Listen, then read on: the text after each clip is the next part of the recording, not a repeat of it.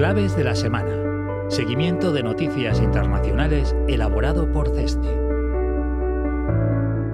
Comenzamos con el Fondo Monetario Internacional, que ha mejorado las previsiones para la economía global y calcula que su crecimiento alcanzará el 2,9% en 2023, 2 décimas por encima de lo previsto el pasado mes de octubre, ya que los riesgos se han moderado. La reapertura de China y la reducción de las presiones inflacionistas son los dos principales factores que alientan el optimismo. Por el contrario, el organismo internacional identifica la política monetaria restrictiva y la incertidumbre que rodea el conflicto en Ucrania como los elementos que lastrarán la economía mundial este año. Las economías avanzadas serán las que más noten la desaceleración global, con una expansión del PIB del 1,2% en 2022. Las perspectivas mejoran para las economías de Estados Unidos y Europa, que crecerán un 1,4% y un 0,7% respectivamente. Reino Unido, en cambio, se enfrentará a una contracción del 0,6% del PIB en 2023, como resultado de unas políticas fiscales y monetarias restrictivas y el impacto más acusado de la crisis energética. Las economías emergentes y en desarrollo, por su parte, crecerán hasta el 4% durante este año, tras verse lastradas en 2022 por la intensa desaceleración china. Sin embargo, la rápida recuperación que está experimentando el gigante asiático tras el levantamiento de las restricciones a la movilidad apunta a que este año registrará una expansión del PIB del 5,2%. Por regiones, el dinamismo económico en América Latina y el Caribe se situará por debajo del 2%, muy lejos del 3,2% que se espera para la región de Oriente Medio y Asia Central, o el 3,8% estimado para África subsahariana. Como punto positivo, se espera que la inflación se modere hasta el 6,6% en 2023, frente al 8,8% que registró en 2022. La rebaja será mucho más acentuada en las economías desarrolladas, pese a que aún se situará por encima de los objetivos de los bancos centrales. En las economías emergentes, sin embargo, el incremento de los precios aún se mantendrá en tasas elevadas a lo largo del año 2023.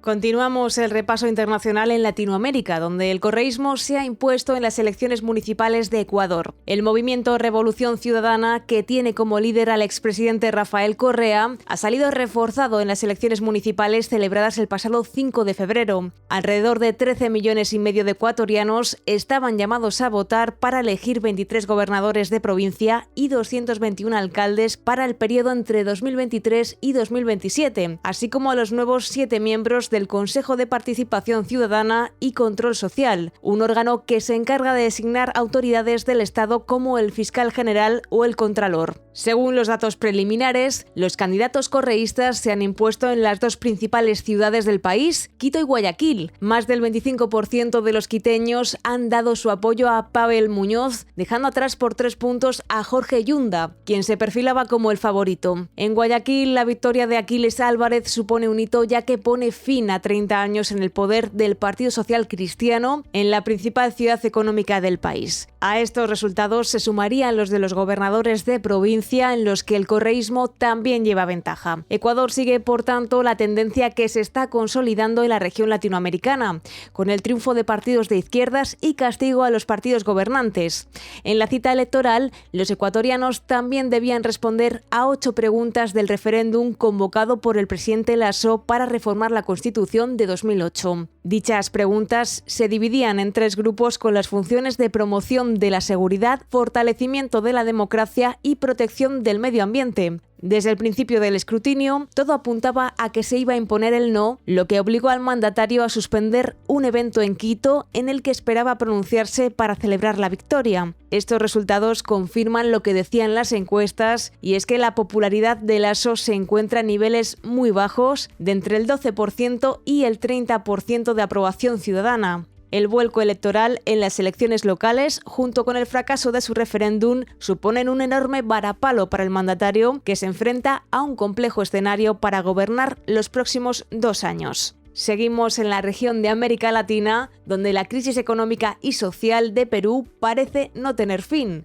El pasado 2 de febrero, el Congreso rechazó el 9º proyecto de ley de reforma constitucional para el adelanto de las elecciones y la realización de un referéndum para una asamblea constituyente, una iniciativa de Perú Libre. La propuesta fue rechazada tras 2 votaciones con 48 votos a favor, muy lejos de los 87 necesarios para que salga adelante, mientras se intensifican las protestas que exigen la dimisión de Dina Boluarte, que se niega a ceder al chantaje político. La presidenta, tras el rechazo del legislativo, envió de inmediato 2 proyectos para que los comicios se celebren en 2023 y además se proceda a la reforma total de la actual Constitución. Estos fueron discutidos en la Comisión de Constitución, pero posteriormente archivados al no lograr los votos necesarios. El país parece atrapado en un callejón sin salida. La decisión del adelanto electoral está en manos del Congreso, la institución peor valorada del país, con un 7% de aprobación según las últimas encuestas. Los ciudadanos consideran que los congresistas defienden sus propios intereses. Lo cierto es que cada vez parece más difícil que se alcance un consenso en el seno del legislativo. Unos quieren que las elecciones sean en 2024 para que se puedan hacer reformas políticas antes, y otros que además de elecciones se convoque una asamblea constituyente. Algunos proyectos que tratan de ganar más adeptos a su causa abogan por unas elecciones complementarias que permitan la reelección de los congresistas para acabar el mandato que abarca desde 2021 a 2026. Todo apunta a que la solución a esta crisis política está lejos de alcanzarse, mientras algunas zonas del sur del país comienzan a vivir una grave crisis económica, debido a las constantes marchas y bloqueo de carreteras que impiden la llegada de alimentos a las ciudades.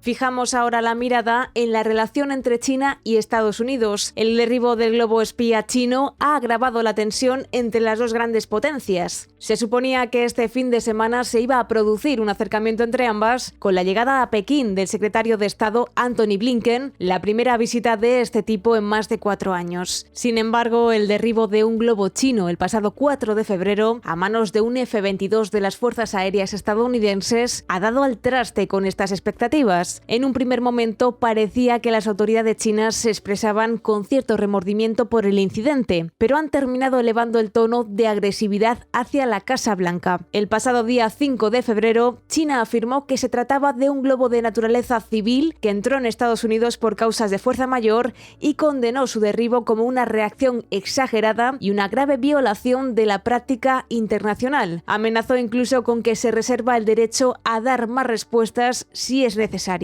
Aunque este incidente es casi trivial, entre los muchos casos de espionaje entre ambos países durante los últimos años, el hecho de haber captado la atención de la opinión pública fuerza a ambos líderes a mostrarse con dureza por razones de política interna. Se aleja así la posibilidad de frenar las últimas medidas de Estados Unidos sobre el sector de los semiconductores chinos y se abre la puerta a un agravamiento de las tensiones a medida que se acerca la campaña electoral estadounidense. Mientras tanto, en Europa entra en vigor el último paquete de sanciones que incluye la prohibición de importar diésel y otros derivados del petróleo procedentes de Rusia. Este es el enésimo esfuerzo por parte de los 27 para dejar de financiar la guerra de Rusia en Ucrania y reducir la dependencia energética del Kremlin. Hasta el momento de la invasión, Rusia suplía alrededor del 40% de la demanda de diésel europeo, muy utilizado para el transporte de mercancías por vía terrestre. El pasado mes de junio, las autoridades europeas decidieron prohibir las importaciones de diésel ruso, pero dieron de margen hasta febrero de 2023 para facilitar la transición y minimizar el impacto en el mercado energético. Para anticiparse a la medida, los países miembros incrementaron las importaciones de diésel en los últimos meses de 2022, cuando se alcanzaron cifras récord. Sin embargo, las reservas no serán suficientes para suplir la demanda europea y los países miembros deberán buscar nuevos suministradores. En el último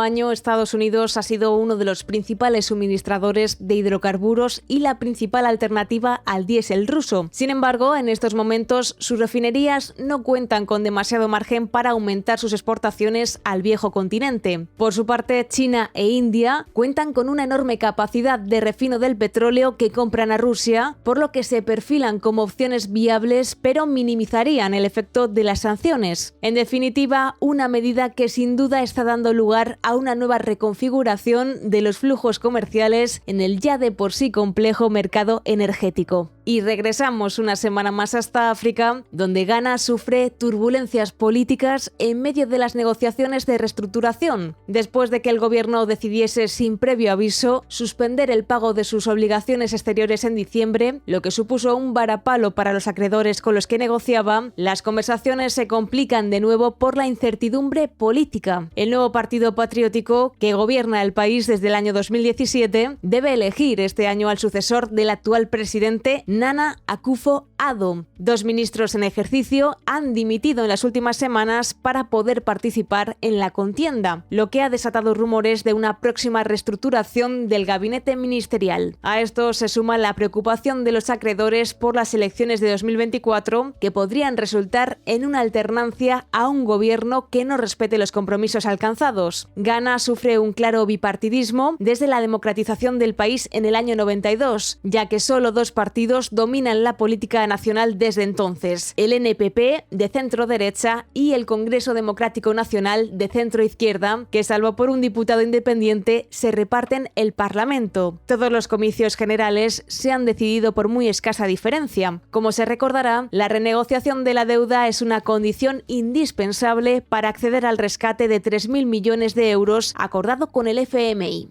Y finalizamos el boletín con la aprobación por parte de la Reserva Federal de Estados Unidos de una nueva subida de 0,25 puntos de los tipos de interés hasta dejarlos en torno al 4,5%. Esta es la 8ª subida consecutiva desde que se produjese el cambio de tono en la política monetaria y, tal y como ha alertado el presidente Jerome Powell, las subidas continuarán hasta que se aseguren de que la inflación retorna a niveles normales, con lo que los tipos podrían situarse por encima del 5% este año. No obstante, se constata la moderación de las subidas. Tras 4 incrementos consecutivos de 75 puntos básicos en 2022, la última reunión del año estuvo marcada por la decisión de elevar los tipos en solo medio punto, a lo que ahora se suma un 1/4 de punto adicional. La Fed considera que aún no se han observado los efectos del rápido endurecimiento de la política monetaria que se produjo el año pasado, por lo que ha decidido desacelerar el ritmo de subidas para observar cómo responde la demanda. Hasta el momento parece que la economía estadounidense muestra signos de resistencia. Cerró 2022 con un crecimiento del PIB del 2%, una tasa de paro en el 3,4% y una tasa de inflación en el 6,5%. La más baja del último año. Se estima que el PIB estadounidense alcanzará el 1,4% en 2023, de acuerdo con las últimas previsiones del FMI, y se espera que la inflación se sitúe en torno al 3% hacia finales de año. No se descarta, por lo tanto, que la Fed vaya a conseguir el deseado aterrizaje suave de la economía, controlar la inflación sin necesidad de causar una recesión. Y aquí termina nuestro repaso semanal a la actualidad internacional. No olvides que puedes consultar estas y muchas otras noticias en las claves publicadas cada martes en el apartado comunicación de nuestra web www.cesce.com.